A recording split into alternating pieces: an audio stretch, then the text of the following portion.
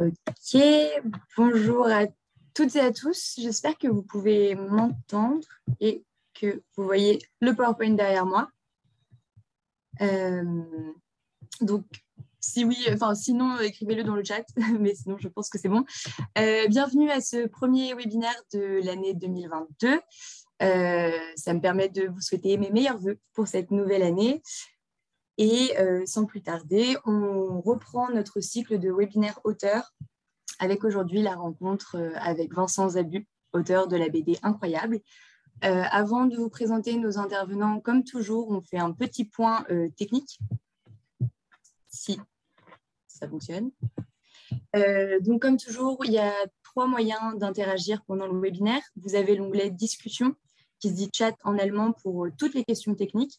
Vous pouvez également rédiger dans le chat d'où vous êtes connecté aujourd'hui. Comme ça nous donne une petite idée. Vous avez ensuite l'onglet « Questions et réponses » Fragen und Antworten, pour les questions qui sont spécifiquement adressées à Vincent Zabu ou à Alex. Et enfin, vous avez l'onglet « Sondage » qu'on utilisera juste après, qui nous permet de vous connaître un petit peu mieux. En cas de problème technique majeur, vous avez l'adresse d'Oriane que vous pouvez contacter. Comme toujours également, le webinaire est enregistré. Vous pourrez consulter le replay sur notre chaîne YouTube. Et enfin, vous obtiendrez un certificat de participation à la fin du webinaire.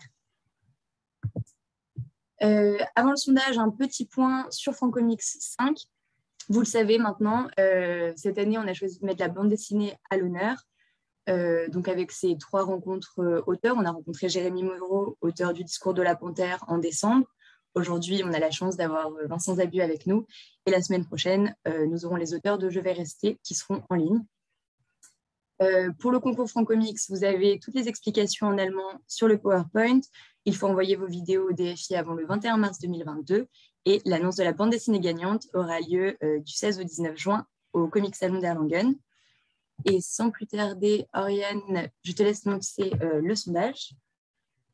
Si ça fonctionne. Donc, normalement, le sondage apparaît sur vos écrans.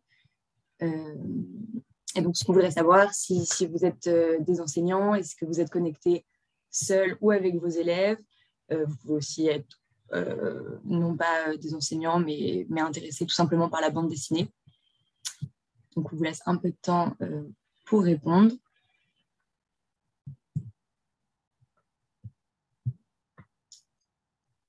Et je pense qu'on peut lancer la suite. Du coup, aujourd'hui, on a la chance d'être accompagné, je l'ai dit, et Alex ira plus en détail avec Vincent Zabu. Nous sommes également accompagnés de Johanna, qui sera notre traductrice aujourd'hui, et d'Alex, à qui je laisse la parole. Bonjour, je m'appelle Alex Fass, je suis professeur de français à Erlangen en Bavière. Et j'ai lu la BD de Vincent Zabu et je suis grand fan aujourd'hui. Et on va parler aujourd'hui avec l'auteur de la BD Incroyable. Et on va commencer avec le parcours de l'auteur. On va un peu parler de l'inspiration pour la bande dessinée et pour la bande dessinée Incroyable surtout. Après, on va parler un peu des personnages et de l'aventure de Jean-Loup, le personnage principal de la BD, et de l'univers graphique de l'œuvre. Et à la fin, les coups de cœur BD de Vincent Zabu. Et je commence avec 2-3 questions sur le parcours de Vincent. Tout d'abord, Vincent, d'où est-ce que vous participez à notre webinaire aujourd'hui? Donc moi, je suis en Belgique, dans la ville de Namur, qui est au centre de la partie francophone de la Belgique. Et si je me souviens bien, c'est aussi l'endroit où vous êtes né? C'est correct? Oui, c'est ça. Donc mes parents, donc j'ai passé mon enfance dans une petite ville à 30-40 kilomètres de Namur, et je suis né à l'hôpital de Namur, et puis j'y ai fait mes études de philologie romane, de philo et lettres. Et maintenant, je vis dans un petit village à côté de la grande ville. Ok, super.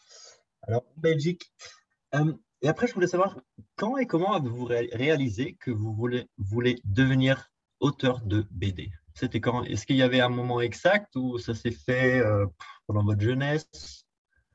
Oui, bah, en fait, ça s'est fait assez jeune, puisque quand j'étais enfant, j'étais avec mon grand frère, on était abonné à Spirou, la revue hebdomadaire. Donc on avait toutes les semaines la petite revue avec une cinquantaine de pages de bande dessinée. Très vite, ça m'a fait rêver. Et puis alors, je me souviens qu'à 8, 9 ans, j'ai commencé à lire des romans, des petits romans policiers, dont je me souviens un roman d'Agatha Christie, La Maison Biscornue, et j'avais lu les 10 premières pages et je me suis arrêté et j'ai inventé la suite sur une machine à écrire. Donc je voulais absolument taper sur une vraie machine parce que dans ma tête d'enfant, on était plus un écrivain quand on tapait sur une machine. Et dès comme ça, le plus jeune âge, j'ai eu envie d'inventer des histoires. Et comme dans toute mon enfance et mon adolescence, la bande dessinée est restée un plaisir de lecture, naturellement, j'ai fait les romans pour devenir professeur de littérature, professeur de français, dans l'idée d'essayer de percer comme scénariste de bande dessinée professionnelle. Alors, merci beaucoup. Comme vous avez mentionné, vous avez fait des études de philologie romane et, si j'ai bien lu, aussi de journalisme. Et moi, je me suis demandé comment cette formation vous a préparé à être ou à votre travail d'aujourd'hui.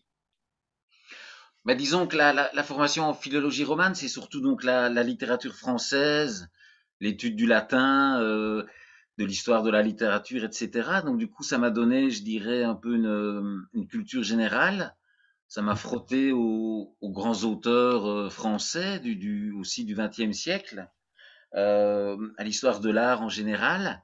Donc je dirais que ça m'a donné un bagage comme ça culturel. Ça m'a aidé aussi à structurer ma pensée, puisque quand après mes 4 années d'études, il a fallu faire un mémoire que j'ai fait sur la bande dessinée, évidemment, hein, ben, il fallait rédiger 100 pages avec une qualité universitaire et voilà, structurer sa pensée, la rédiger correctement. Et euh, j'étais bien suivi, donc c'est un moment où j'ai vraiment appris à structurer et à formuler ma pensée. Et puis alors quand j'ai fait le journalisme, c'était communication, option journalisme, option cinéma. J'ai eu la chance de prendre l'option cinéma et donc j'avais des cours de cinéma et tous les mardis soirs, j'allais au ciné-club de l'université à Louvain-la-Neuve et j'ai découvert beaucoup de grands films classiques, des films français ou américains des années 40, 50. Et depuis, je suis cinéphile et ça m'a ouvert une nouvelle porte et je n'ai pas arrêté depuis de regarder beaucoup de films contemporains, des séries qui passent aujourd'hui, mais je continue à regarder des grands classiques et ça m'apprend beaucoup dans la narration. Et pour les BD, est-ce que vous avez suivi une formation spéciale ou c'était un peu en autodidacte? Non, donc aucune formation spéciale. Comme scénariste, c'est plus difficile à trouver. Il existe des formations de scénario de cinéma à Paris, mais pour le cinéma, c'est très très difficile d'y entrer. Et alors pour la bande dessinée, il existe des cours de dessinateurs. Hein. En Belgique, il y a Saint-Luc, Bruxelles, Saint-Luc-Liège notamment, qui sont des écoles assez fameuses, mais pas pour le scénario. Donc en fait, moi, entre 20 et 30 ans, j'ai écrit des histoires pour la bande dessinée que j'envoyais aux éditeurs qui me les renvoyaient, qui n'étaient pas du tout intéressés. Puis j'ai cherché des dessinateurs, j'ai eu beaucoup de mal à en trouver, mais de fil en aiguille, ça a fini par marcher. Mais donc je suis vraiment un autodidacte et ça m'a pris plusieurs années. J'ai 2 caisses remplies de scénarios que j'ai écrits à cette époque-là et qui ont été refusés. Ok, merci. Euh, et déjà mentionné, vous êtes scénariste aussi et l'auteur de notre BD aujourd'hui. Mais moi, je me suis aussi demandé, parce que je ne suis pas sûr si j'avais bien vu, mais comment sont vos talents d'illustrateur? Si j'ai bien vu, vous avez aussi dessiné dans d'autres BD ou je suis mal Non, informé? je ne dessine jamais. Ce que je fais en parallèle, c'est du théâtre.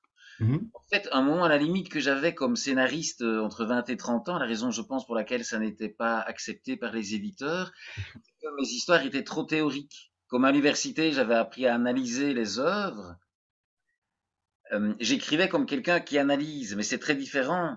C'était très intellectuel comme démarche. C'est très différent de quelqu'un qui part de ses émotions, de quelque chose de plus spontané.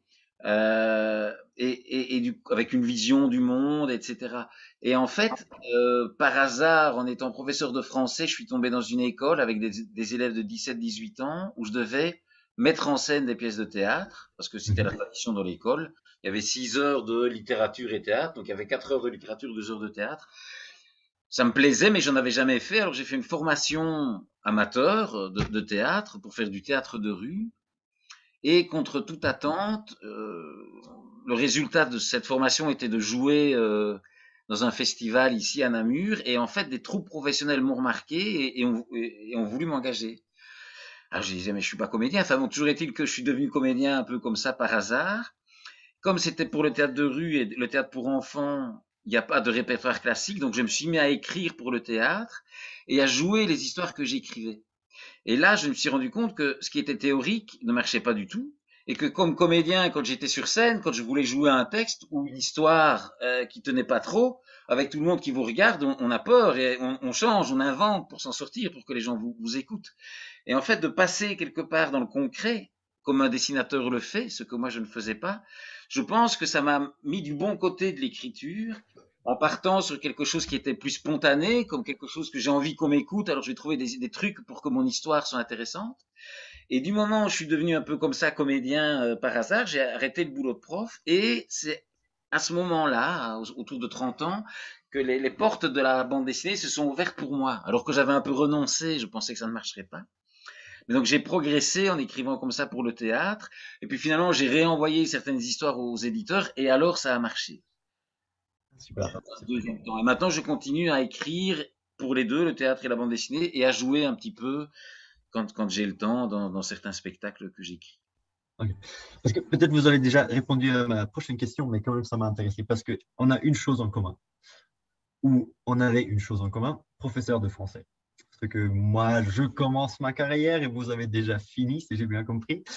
Est-ce qu'il y a une raison spéciale ou pourquoi vous avez arrêté d'être professeur? Ou c'est En la fait, préférence pour le théâtre? ça me plaisait beaucoup. J'étais dans une chouette école et c'était une option. Donc les élèves choisissaient d'avoir 6 heures de français option théâtre. Et donc c'était des élèves très motivés de 17-18 ans. J'étais un jeune prof, je m'entendais très bien avec eux. Mais du moment où j'ai commencé à jouer au théâtre, je partais en tournée l'été. J'allais jouer donc je suis belge, j'allais jouer en France, en Suisse. C'était la fête, c'était quand même pas mal. Ça me changeait du cadre de l'école.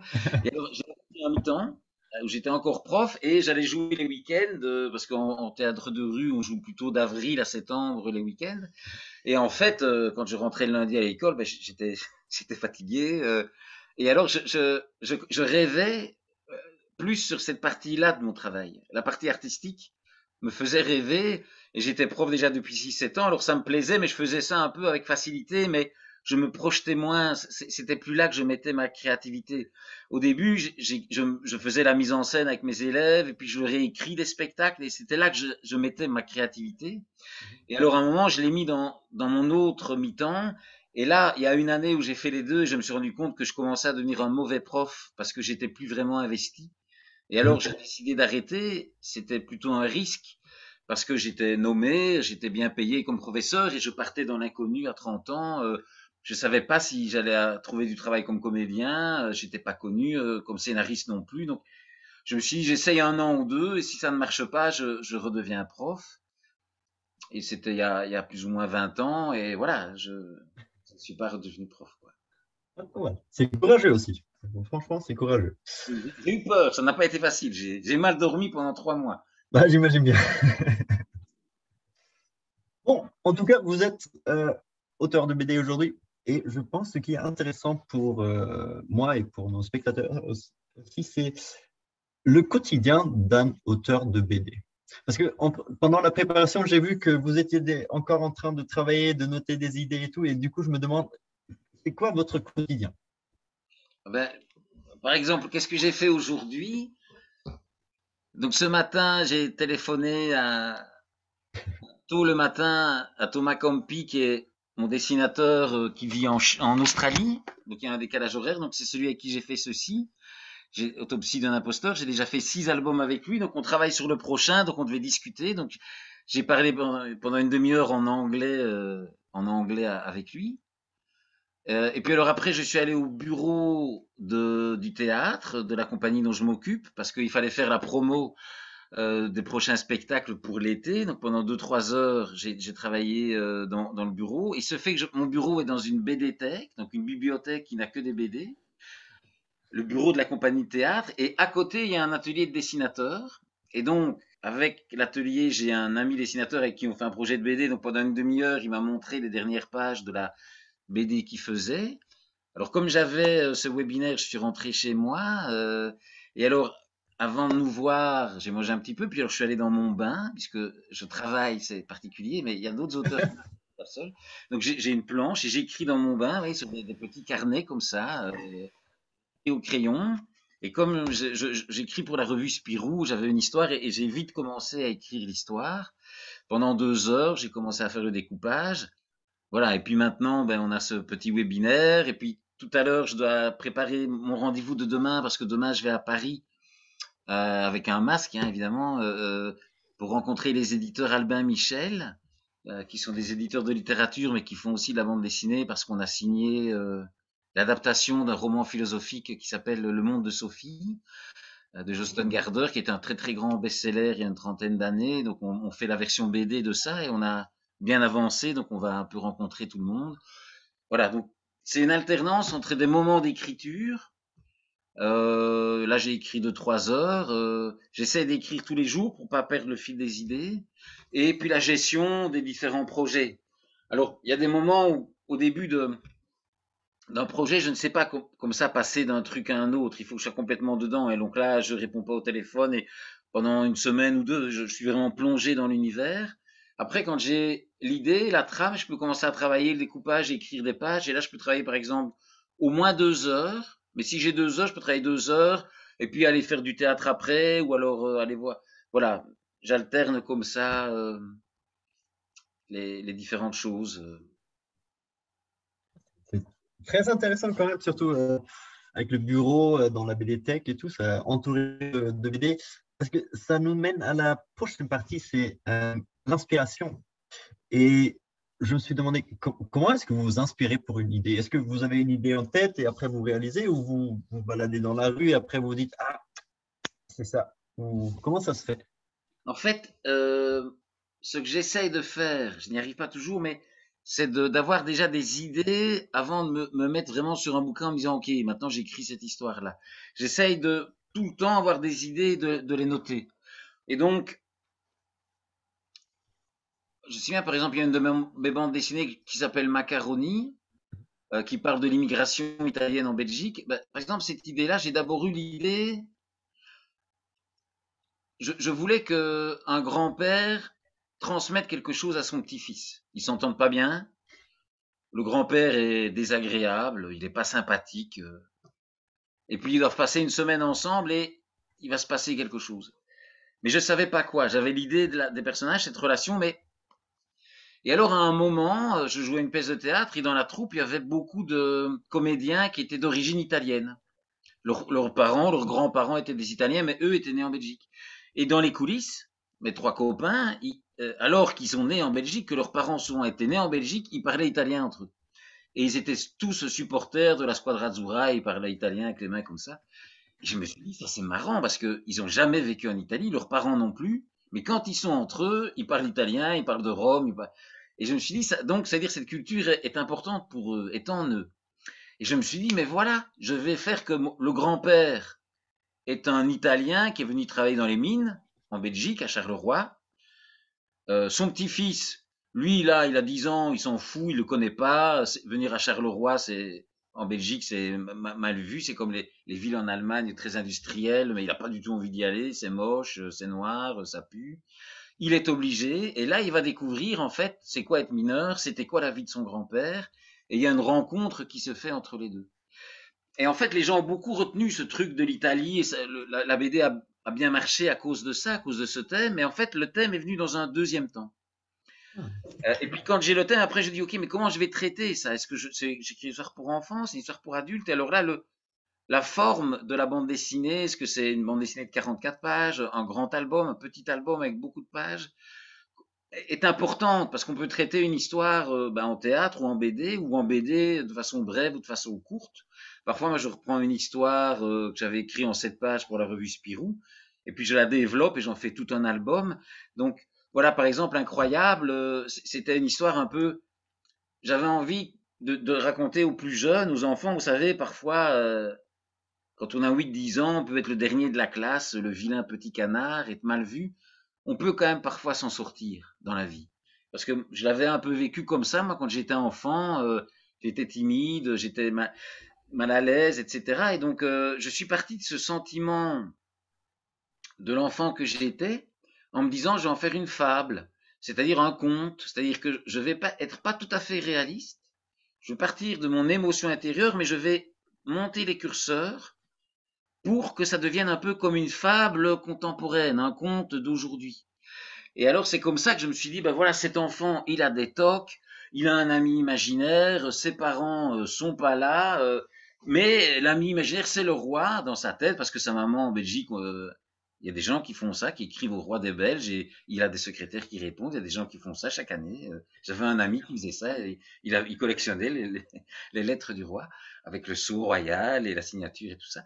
Il adorait ça. Et c'est pour ça que j'y ai pensé. Et donc, à un moment, je me suis dit, puis tout d'un coup, il veut rencontrer le vrai. Parce que à 10 ans, il croit que c'est vraiment le roi qui lui répond. Et alors, il prend le train et il y va. Et tout d'un coup, ce garçon, ce gamin qui est beaucoup dans sa tête, va être confronté au réel. Et c'était ça mon idée. Je me suis dit, je vais en faire un gamin qui a du mal, mais à travers l'histoire que je vais écrire, il va être plongé dans quelque chose qui le dépasse et il va grandir, il va lui arriver quelque chose, ça va être un récit initiatique. Et donc, ça vient petit à petit, ça vient d'une émotion intérieure que j'ai vécue enfant. Je me suis dit, ah, ce serait bien de parler de ça. Alors, je trouve le traitement, je me dis, ah, je vais en faire une fable d'aujourd'hui, un conte, même si ça se passe dans les années 80, à l'âge quand moi j'étais enfant. Euh, et puis je me dis, ah, je vais essayer de trouver quelque chose d'un peu à la fois émouvant et poétique. Donc j'ai amené de l'humour, mais de l'humour assez délicat, et essayer que on soit en empathie avec ce gamin et qu'on se dise, oulala, mais il va pas y arriver. Et alors, voilà, une fois que j'ai un peu le ton, je me laisse aller, je commence à écrire, je multiplie les idées, ça va dans tous les sens, et puis à un moment, je choisis celles qui me paraissent les meilleures, je les organise en ordre, et quand j'ai une structure qui m'a l'air de tenir, je commence à écrire vraiment, à mettre des mots sur l'histoire, quoi. C'est un peu comme ça que ça se passe, même si chaque album a son histoire et les inspirations peuvent varier d'une fois à l'autre. Quand c'est des dessinateurs que je connais bien, souvent je me dis, tiens, qu'est-ce qui irait bien avec leur dessin? Par exemple, les ombres qu'on a fait avec Hippolyte, je savais que ça pouvait. Il a un côté un peu Miyazaki, hein, un côté un peu ésotérique dans son dessin. Je me suis dit, ah oui, alors là, un truc un peu étrange sur l'immigration, ça peut marcher avec lui. Voilà, et quand je connais bien les dessinateurs, j'écris pour eux parce que je sais que dans leurs dessins, il y a ce genre d'atmosphère, d'émotions qui peuvent véhiculer. Il y en a qui sont meilleurs dans le comique, il y en a qui sont meilleurs dans les atmosphères, il y en a qui sont meilleurs dans le jeu des personnages. Et alors, j'essaie de sentir ça et d'écrire des histoires que leur dessin va servir au mieux. Et donc, l'inspiration vient aussi du dessin quand je connais, parce que je vois déjà les dessins dans ma tête, j'imagine comment il va les faire. Souvent, c'est très différent, mais au moins, je me projette et ça m'aide à écrire. Super. Merci beaucoup. Du coup, j'ai trouvé sur un site qui s'appelle Comic Strip, il y a Damien Canto, c'est un passionné de BD, qui parle de vous et je vais juste citer. En plus, Vincent Zabu sait y faire tenir en haleine son lectorat. C'est un filou. Il sait manier avec talent la narration et glisse de ci, de là, des objets qui donneront un rebondissement final surprenant. Incroyable, c'est aussi une très belle ode à la différence, un bel hymne à la Belgique. Je trouve que c'est très bien. Et peut-être, je ne sais pas si tous nos spectateurs aujourd'hui ont lu la BD Incroyable. Est-ce que vous pouvez nous raconter en quelques phrases de quoi parle la BD? Mais donc ça parle d'un garçon qui s'appelle Jean-Loup qui a 10 ans. On le découvre un lundi matin, son premier jour d'école, et dans son premier jour d'école, on voit que quand il rentre, il compte 1, 2, 3 en se touchant le nez, qu'il ne marche pas sur les lignes blanches des passages pour piétons, et qu'il se met toutes des petites épreuves et il compte des points dans sa tête, et visiblement, il a 10 minutes pour rentrer, et s'il fait tout bien, il aura le nombre de points qui le rassure. Donc en fait, c'est un enfant qui a des TOC, des troubles obsessionnels compulsifs, c'est-à-dire c'est un enfant qui est angoissé, qui a peur de la vie, et qui, pour se rassurer, a toute une série de petits rituels magiques qui fait qu'il est moins inquiet. Et donc, on le découvre dans une journée standard. Et une fois qu'il est rentré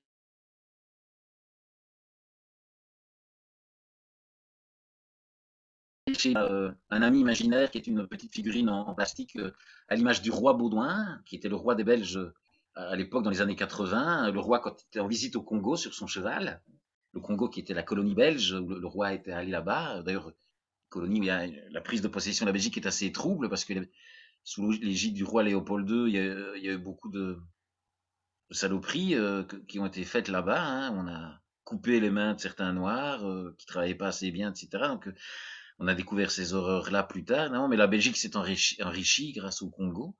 Enfin, soit, ça c'est une autre histoire. Mais et donc il a cet ami imaginaire dans sa tête et on voit que c'est un garçon un peu. Voilà, sa maman est morte visiblement. Son papa est absent, il travaille beaucoup et donc il est livré à lui-même. Et en fait, le lendemain, le mardi, il doit présenter un exposé. Alors la technique de Jean Loup, c'est de bien faire les choses, mais pas trop bien. Juste 12 sur 20, réussir, mais en même temps pas se faire remarquer, parce qu'il a peur de se faire remarquer. Alors malheureusement pour lui, et heureusement pour l'histoire, et c'est l'élément déclencheur du récit, quand il va à l'école, il a oublié, parce que le matin il était stressé, il s'est levé en retard, parce qu'il y avait une petite bête qui s'était coincée dans la cloche de son réveil, donc il n'a pas entendu, et donc il se lève trop tard. C'était pas encore le virus du Covid, il n'y avait pas encore ça à l'époque. Mais... Et donc, comme il arrive en retard à l'école, il a oublié ses feuilles, il doit faire son exposé, il l'a pas avec lui, alors il se met à inventer il écrit également des petites fiches scientifiques sur un sujet qu'il aime, il improvise, et il est malgré lui très intéressant.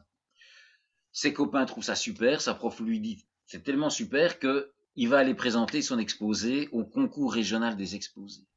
Et donc, en fait, à partir de ce moment-là, Jean-Loup est embarqué dans une histoire qui le dépasse. Il va devoir aller au concours régional, il va devoir prendre le bus, il va devoir travailler, faire un nouvel exposé. Enfin, tout d'un coup, il va devoir entrer dans le monde réel parce que il y a cet élément déclencheur qui fait que euh, il doit présenter cet exposé et on va se rendre compte que sa vie, il y a un peu des secrets qui se cachent et on va découvrir comme ça qui il est petit à petit. Eh bien, merci beaucoup. On va pas trop spoiler non plus pour ceux qui l'ont pas lu non plus. Euh, J'avais encore une question, quelque chose qui m'intéresse beaucoup. Combien de temps avez-vous travaillé sur cette BD avec Hippolyte? Combien de temps est-ce que ça dure de créer une BD comme... Alors Il y ça, a environ 200 pages, si je mets encore. oui. Donc ça, Ça c'est prend un du peu temps, j'imagine. compliqué à dire parce qu'en fait, j'ai d'abord écrit la version théâtrale Mhm. et donc ça, c'est pendant 1 an et demi, je voyais le metteur en scène une fois par mois. Voilà, donc là, on me voit jouer. Donc j'étais tout seul, je faisais tous les personnages. Par exemple, la photo, on me voit avec mon doigt levé comme ça, avec une boîte d'allumettes. C'est son ami imaginaire le roi des Belges était représenté par une boîte d'allumettes parce qu'il y a le drapeau belge dessus. Mhm. Et, le petit meuble qu'on voit en dessous, c'est le bureau de la maman, en fait. Et donc, on me voit avec le doigt sur le nez parce que là, je fais le gamin en train de compter quand il est angoissé. Et donc, j'ai d'abord écrit la version théâtrale comme ça pendant 1 an et demi au fil du temps. Donc, tous les mois, j'allais le voir et 2, 3 jours avant, j'écrivais, je proposais des idées, on en gardait certaines. Et donc, j'ai mûri l'histoire pendant 1 an, je dirais, mais vraiment plic-ploc, hein, de temps en temps. Et puis à un moment, il a fallu jouer le spectacle, donc là j'ai dû vraiment l'écrire. Et donc là, pendant 3 semaines à un mois, là, je me suis mis vraiment à mettre des mots, à écrire le truc. Donc on a joué le spectacle. Et puis alors je me suis dit que ça pouvait faire une bonne bande dessinée. J'en ai parlé à Hippolyte. Il m'a dit OK. Et alors là, j'ai retravaillé l'histoire et j'ai fait le découpage. Mais ça s'est fait assez vite, je dirais en 3 semaines. un mois, j'ai fait tout le découpage de la bande dessinée. Mhm. Et j'avais joué l'histoire depuis un an. Et donc, j'avais tout en moi. La difficulté, c'était justement de ne pas refaire comme au théâtre et de réinventer. Et à un moment, quand Hippolyte m'a dit oui, comme je le connaissais bien, on avait déjà travaillé, j'ai pensé à un petit format roman graphique. Et alors là, boum, euh, je, je savais comment faire. Et donc, j'ai réécrit l'histoire assez rapidement, en fait. J'ai eu un premier jet pendant une semaine. Et puis après, pendant 3 semaines, j'ai retravaillé ce qui m'était venu, mais où il y avait déjà un grand travail en amont. Du coup, il y avait déjà une base et sur cette base de la pièce de théâtre, vous avez Ça, donc, rajouté. si je Ok, dis pour un temps, pour faire une BD comme ça, rien que la BD, je dirais 2, 3 mois. ça prend du temps. C'est pas mal. Ok. Euh, il y avait encore un petit détail qui était intéressant pour moi, où je me pose encore la question. L'histoire se déroule en 1983. Pourquoi cette année ou cette époque? Mais en fait, il y a un peu un revival des années 80, hein, avec la série Stranger Things et toutes les choses comme ça. Maintenant que les enfants de cette époque-là sont devenus plus vieux, c'est eux qui payent les places de cinéma. Donc, il y avait un peu cette atmosphère-là. Et puis surtout, c'était un peu la période où Hippolyte et moi, on était jeunes. Et donc, ça nous amusait de nous situer à cette époque-là parce que c'était celle où on était enfant. Et puis aussi, comme j'ai écrit une histoire qui est pas tout à fait réaliste, qui est crédible, mais qui est un peu plus, comme je disais, parce que il en a beaucoup sur le dos, ce gamin-là. Il va voir le roi, il le rencontre vraiment. Donc, c'est comme un peu un conte réaliste, hein, c'est une fable, je dirais. Je trouvais que c'était difficile de la situer aujourd'hui. Parce que dans le monde d'aujourd'hui, on s'attend à quelque chose de 100% réaliste. Si j'avais situé ça aujourd'hui, j'aurais pas pu mettre cette espèce d'humour poétique, ce côté un petit peu trop. euh, Ça n'aurait pas marché, je pense. Mhm. Alors, il y a toujours la solution si il était une fois quelque part, ou au Moyen Âge, ou dans une autre époque, comme dans un conte de fées. Et alors moi, je me suis dit, mais c'est plus drôle si on dit, il était une fois en Belgique, dans les années 80, comme si c'était un monde de fables, alors que ça et d'utiliser ce qu'on connaît de la Belgique, c'est-à-dire peu de choses, la bière, les frites, le roi, l'équipe belge. Maintenant on la connaît, l'équipe de foot, mais à l'époque ils étaient nuls. Sauf une fois, ils étaient en demi-finale, mais c'était l'exception. Et donc je me dis, ça c'est rigolo, il y a une espèce de folklore un peu connu, même par les Français, les Allemands, je pense en Europe, c'est un peu connu. Et donc je me dis, c'est rigolo de partir de ces clichés-là pour les détourner et en faire une espèce de pays de cocagne, de pays imaginaire. Et donc avec cette distance de 40 ans, de ce petit pays qu'on connaît sans connaître, ça permettait de donner ce recul qui me permettait d'avoir ce ton que je voulais avoir dans l'histoire. Et pour l'histoire, en fait, le titre, incroyable. Pourquoi? Ça vient d'où? Est-ce que ça vient de la pièce de théâtre et pourquoi ce titre en fait? Donc oui, c'était le même titre dans la pièce que pour la pièce de théâtre.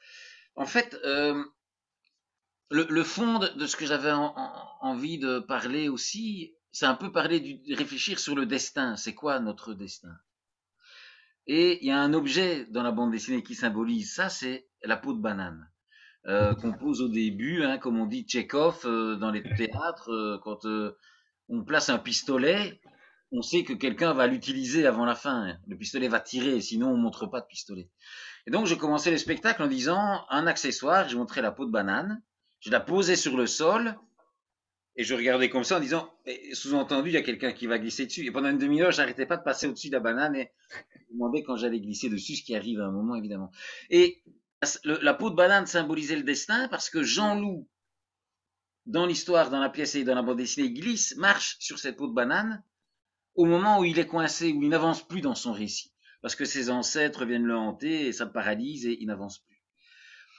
Et au moment où il marche sur la banane et qu'il reprend sa marche, j'ai écrit incroyable. Il a fait ci. Et alors, c'est devenu comme quelque chose de récurrent. Donc dans la pièce, je disais toujours, chaque fois qu'il se passait un truc incroyable, et chaque fois, à la fin, je faisais ça, et les enfants disaient incroyable. Je dis, mais oui. Et c'était une façon de montrer qu'il y avait une surenchère, que Jean-Loup passait les étapes de plus en plus difficiles. incroyable, incroyable. Et je le répétais tout le temps. Et donc, en écriture et en répétition, donc très vite, on a appelé le spectacle incroyable parce qu'on le disait tout le temps. Et puis, du coup, on a plus su changer de titre tellement c'était devenu évident que c'était le bon. Voilà, parce que c'est un terme. Alors, c'est dangereux parce que si les gens n'aiment pas la bande dessinée, ils disent le titre est plutôt mal choisi. Mais euh, je trouve que c'était chouette aussi parce que c'est un seul mot, on le retient. Donc c'est un titre facile, qu'on peut facilement retenir, mais aussi il symbolise à travers ce mot-là le côté que le destin peut changer de façon incroyable. C'est l'incroyable de l'existence. On a envie, on aurait pu ne pas être là. C'est la tartine de confiture pour une fois tombe du bon côté. C'est toutes ces anecdotes-là qui sont résumées en un mot. Euh, qui est l'incroyable du destin de Jean Loup et quelque part de notre destin à tous d'exister sur Terre, quoi. Et donc, l'air de rien, en un mot, il charrie pas mal des idées qui sont présentes dans la bande dessinée, dans l'histoire. Très bien, je vais enchaîner sur cela aussi parce que vous commencez chaque chapitre avec une des fiches de Jean Loup qui note des faits intéressants. Et je cite, je crois le premier chapitre commence avec, vous parlez de combien de litres le cœur humain doit pomper par an. Un autre chapitre commence avec la circulation d'air dans la combinaison spatiale des astronautes qui leur envoient leur propre paix toutes les 3 minutes à la face. Je trouvais ça très intéressant aussi. Aussi, pour moi, super intéressant. En moyenne, la vie d'un être humain dure 650 000 heures. Et aussi, vous parlez aussi de la taille des artères d'une baleine bleue et que les hommes modernes n'occupent que 0,001% de l'histoire de la Terre. Et du coup, pourquoi ces petits détails dans l'histoire? Qu'est-ce que ça montre? Mais en fait, comme Jean Loup, le personnage, a du mal à vivre dans le réel, mais qu'il est super intelligent, sa façon d'aborder la vie, c'est à travers la science. Et donc, comme il est beaucoup enfermé tout seul dans sa chambre, dans son bureau, il écrit des fiches scientifiques. Parce qu'en fait, c'est pour lui une façon de maîtriser ce monde qui lui fait tellement peur. Il se l'explique pas comme ça, mais c'est comme ça que je me le suis imaginé. Il fait des petites fiches qu'il classe dans un bureau, parce qu'il n'y avait pas encore d'ordinateur à l'époque, et il classe ces petites fiches. C'était ça que les années 80 permettaient aussi, c'était de ne pas avoir d'ordinateur et pas d'avoir de téléphone. Et donc, il écrit ces petits cartons. Et du coup, il fallait un peu faire exister cette dimension scientifique parce qu'elle intervient à beaucoup de moments dans l'histoire. Je ne vais pas tout expliquer, mais elle intervient de plusieurs façons. Et donc, j'ai vraiment lu un livre passionnant que je recommande à tout le monde, qui s'appelle L'histoire de tout ou presque, de Bill Bryson, aux éditions Payot. Donc, Bill Bryson, un auteur américain, Bryson, l'histoire de tout ou presque, et qui présente un peu l'histoire de l'humanité depuis le Big Bang, en gros, jusqu'à aujourd'hui, avec Einstein, en passant par les dinosaures. Et ce qui est passionnant, c'est qu'il nous dit plein d'informations vraies, mais de façon amusante. Donc, il dit des trucs de dingue aussi, mais ça, c'est pas vrai. Et quand j'ai lu ça, j'ai lu les extraits que tu as lus, c'est-à-dire que les artères d'une baleine bleue sont si grandes qu'on pourrait nager dedans. Ça, c'est étonnant. On se dit, putain, oui, une baleine bleue, on pourrait nager dans son artère. Donc, à un moment, je me suis dit, mais pour que les enfants, puisque le spectacle était pour enfants, et pour mettre quelque part la science à la portée aussi du personnage principal, ben, ces faits-là sont drôles et en même temps impressionnants. Ça dit quelque chose de façon très rapide. Donc, j'ai pris quelques faits chez Bill Bryson qui me frappaient, qui étaient vrais, mais formulés d'une telle façon que c'était étonnant, surprenant. Et dans le théâtre, j'arrivais en jouant le spectacle, je disais ça comme ça, et les enfants n'en revenaient pas, étaient tout étonnés. Et alors je me suis dit, mais pour la bande dessinée, c'est bien de garder ces faits, mais comme Jean-Loup fait des petites fiches, on va dire que chaque en-tête de chapitre, c'est une de ces fiches. Et ça, l'idée m'est venue parce que je sais qu'Hippolyte peut dessiner aussi des dessins de gravure, c'est-à-dire qu'il prend des pages toutes noires, il dessine au crayon dessus, et puis en fait, il prend un cutter et il coupe dans la page et il enlève le noir et il y a du blanc en dessous. Ce qui donne et donc, comme je savais qu'il faisait ce genre de dessin, qui évoquait les vieilles revues scientifiques avec des illustrations un peu à la Gustave Doré, un peu vieillotte. Je me suis dit, ah ben oui, ça va être joli. On met des gens en tête de chapitre avec une phrase de Bill Bryson et on trouve une illustration rigolote, mais en carte à gratter, en dessin un peu gravure. C'est une option esthétique qui va être jolie. Ça va donner un style à l'album et ça va me permettre de répartir la matière en chapitres parce que je trouve que ça fonctionne assez bien. Et pour moi, chaque chapitre est comme une étape de l'histoire et ça permet de créer des ellipses et de créer des relances. Et je me suis dit que esthétiquement, c'était une jolie façon de montrer comment se présentaient les petites fiches scientifiques que Jean-Loup écrit pendant toute l'histoire. Oh oui, ça m'a toujours fait sourire et j'étais aussi là, genre, incroyable, à chaque chapitre qui commençait. Je vois juste que le temps avance assez vite. Du coup, je voulais encore vite fait parler un peu des personnages de la BD, surtout de Jean-Loup. Est-ce que la BD comprend des éléments autobiographiques, peut-être aussi dans le personnage de Jean-Loup? Oui, ben comme je l'ai dit, je suis parti vraiment d'un sentiment personnel. Euh, donc c'est un peu un mélange des deux. Donc je dirais, je n'ai pas vécu une enfance aussi tragique que celle de Jean-Loup parce que il en a quand même beaucoup sur. Il doit porter beaucoup de choses sur ses frêles épaules de 10 ans. Mais malgré tout, je suis vraiment parti d'une émotion, d'une sensation personnelle. Donc oui, il y a eu une période où j'étais enfant, où j'avais des tocs. Je comptais vraiment un, 2, 3. Je me touchais pas le nez, mais je comptais un, 2, 3. J'évitais de marcher sur les passages pour piétons, les lignes blanches. Je sautais, ça je faisais aussi.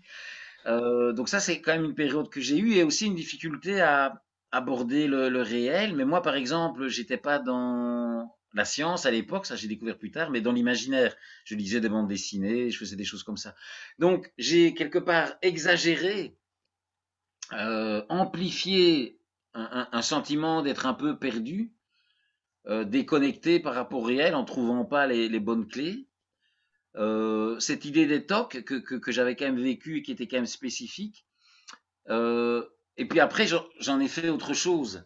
Je me suis dit, ok, mais je voulais parler du déterminisme, par exemple. Sa grand-mère était comme ci, son grand-père était comme ça.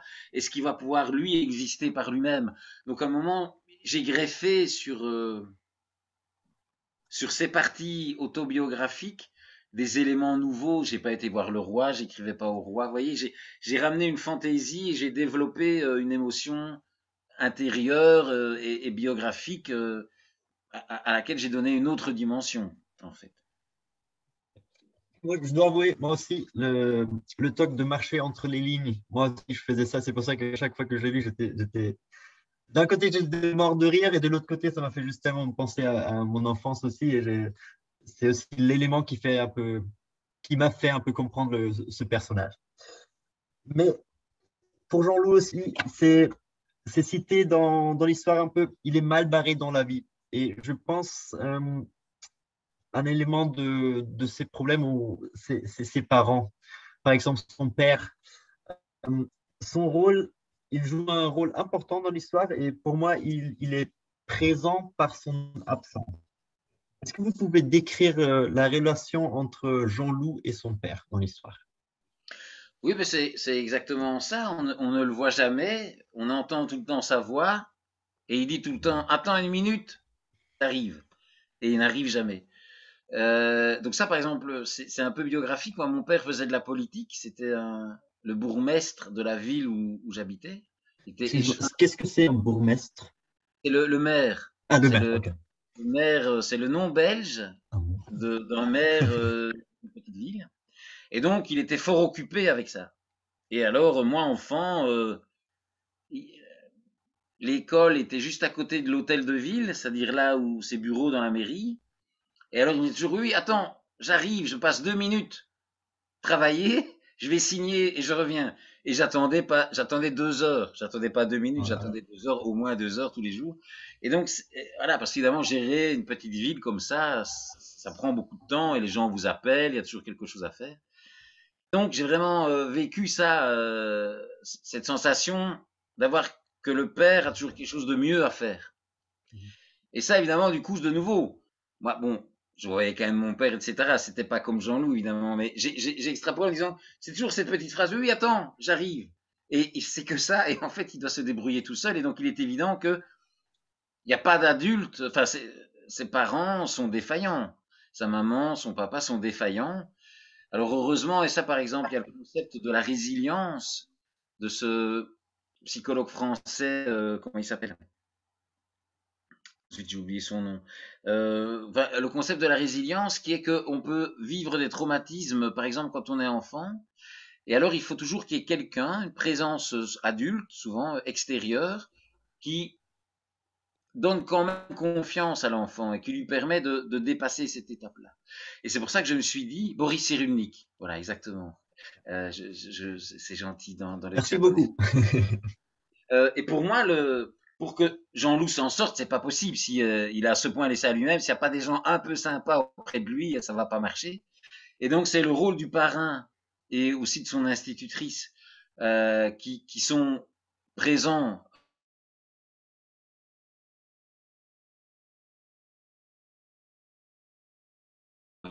Lui, il est là, tout le temps. Il le conduit, il vient lui parler.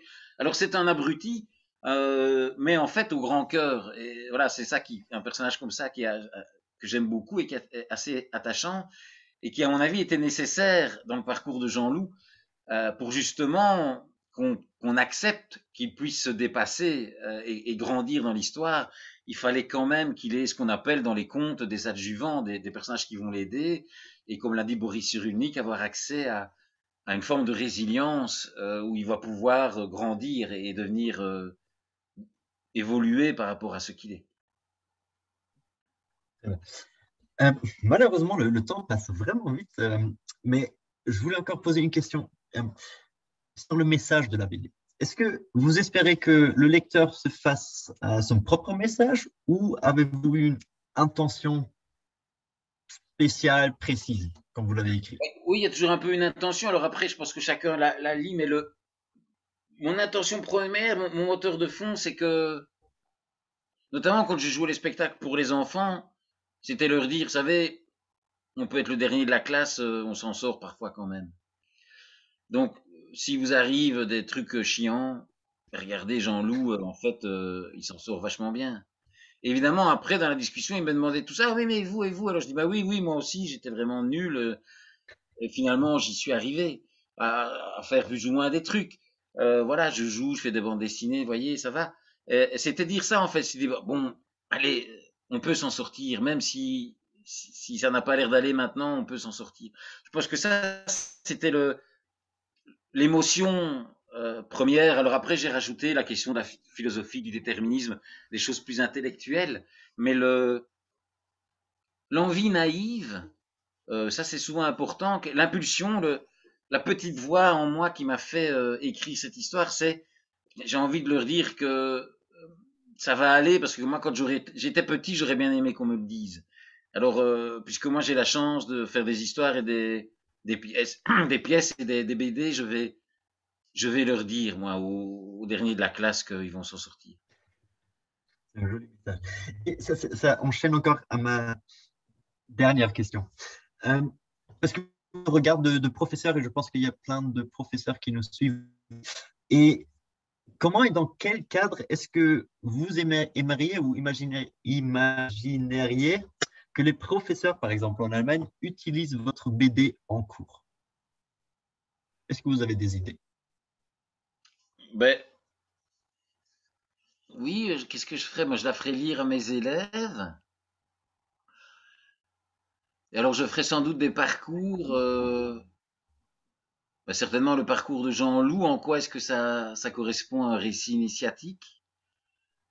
Je ferais comme dans un roman, quelle est l'idéologie du roman, c'est-à-dire quel est le point de vue sur le monde qui est véhiculé à travers cette histoire, à travers ce conte. Justement, comment est-ce qu'on peut, par exemple, appliquer un schéma d'analyse d'un conte de fées à cette histoire?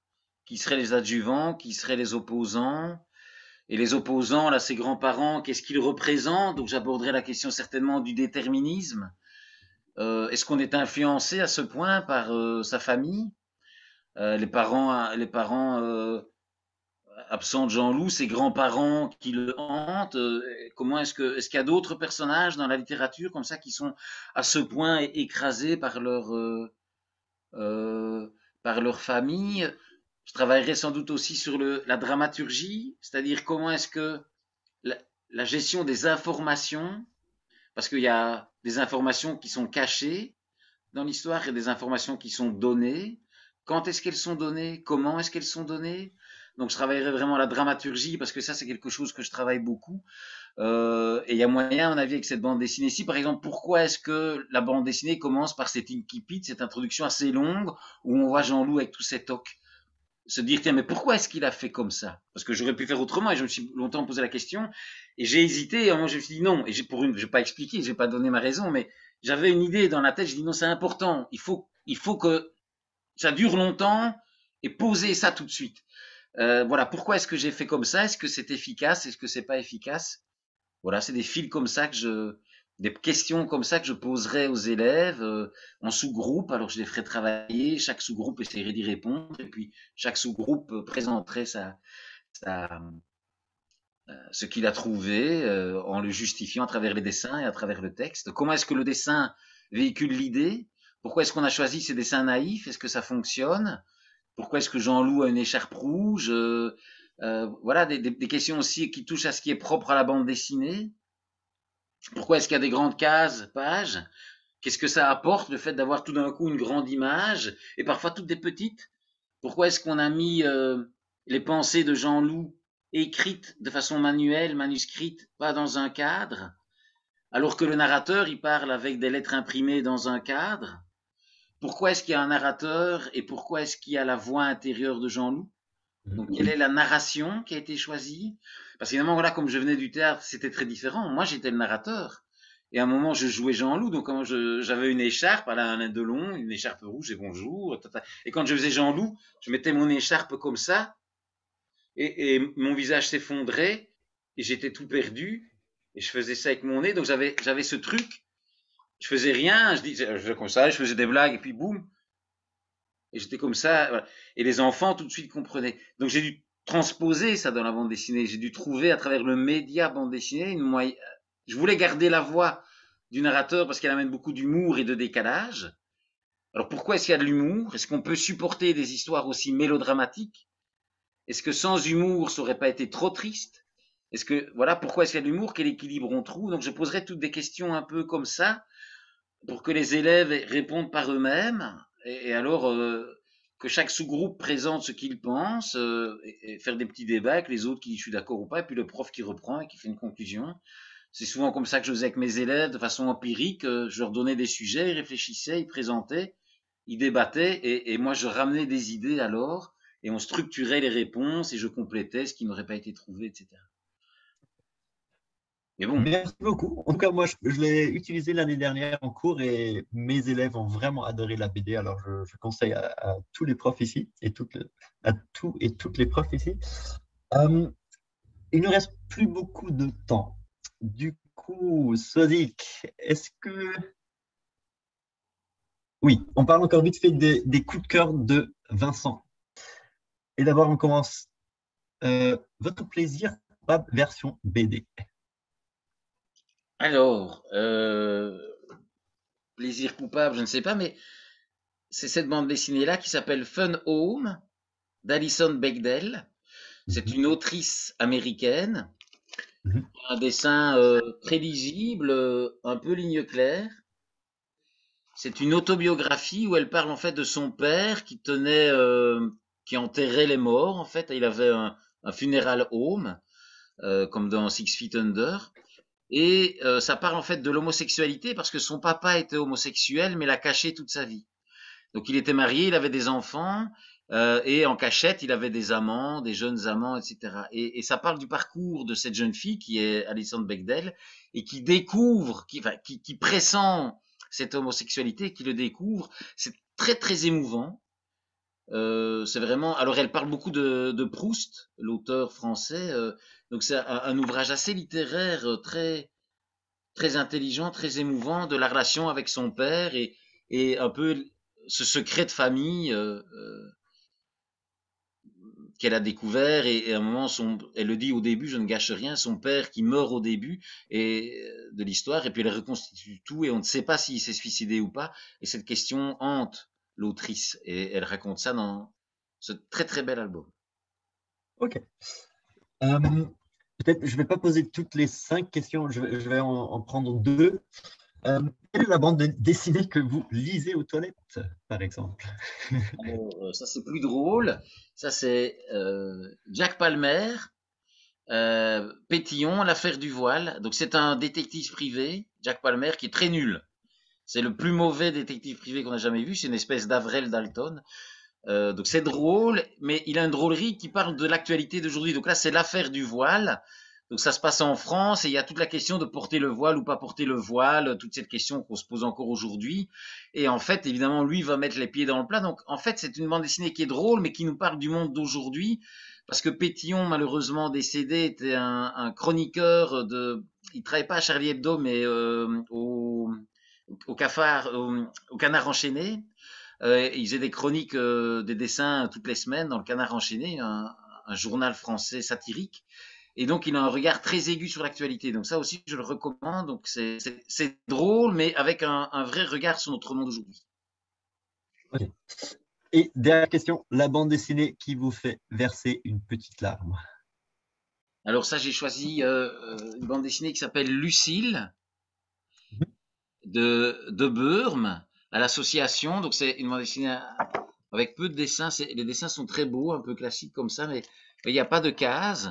Et ça parle d'une adolescente qui est anorexique, en fait. Ludovic de Burme lui-même, je pense, a un rapport à la nourriture un peu difficile, un peu particulier, donc il s'inspire de son histoire, mais chez une jeune fille, donc qui est très maigre et qui est un peu anorexique, et qui rencontre quelqu'un qui fait une fugue. Et donc c'est un peu la découverte de l'adolescence, des premiers amours, du monde extérieur, se libérer des parents. Donc c'est très très émouvant. Donc c'est un peu particulier, mais les dessins sont très lisibles. Il faut rentrer dedans. Oui, c'est un gros livre. C'est Ouais. aux éditions Futuropolis. Ça s'appelle Lucille. C'est des livres assez connus, donc ça doit être traduit en allemand à mon avis. Donc ça, je vous le recommande aussi parce que c'est surtout, par exemple, quand on est professeur ou quand on est adolescent, mais c'est des choses auxquelles on peut... Moi, j'avais ma voisine, elle était anorexique. J'allais à l'école avec elle tous les matins, donc c'est un sujet qui m'a toujours interpellé. Et c'est très, très bien traité, c'est très fin, c'est très intelligent, avec beaucoup d'empathie. Et on sort perturbé de la lecture de ce livre-là, parce qu'on est touché par le destin de cette jeune fille. Vincent, merci beaucoup.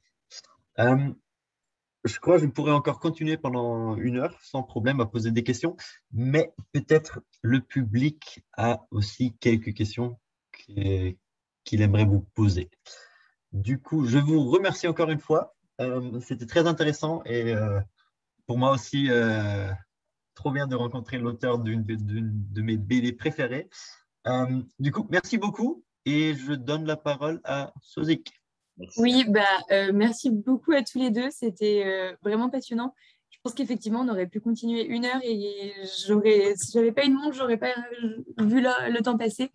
On n'a pas de questions. Je pense que vous avez tous les deux été très clairs et dans la formulation des questions et dans les réponses. Donc encore un grand merci à tous les deux.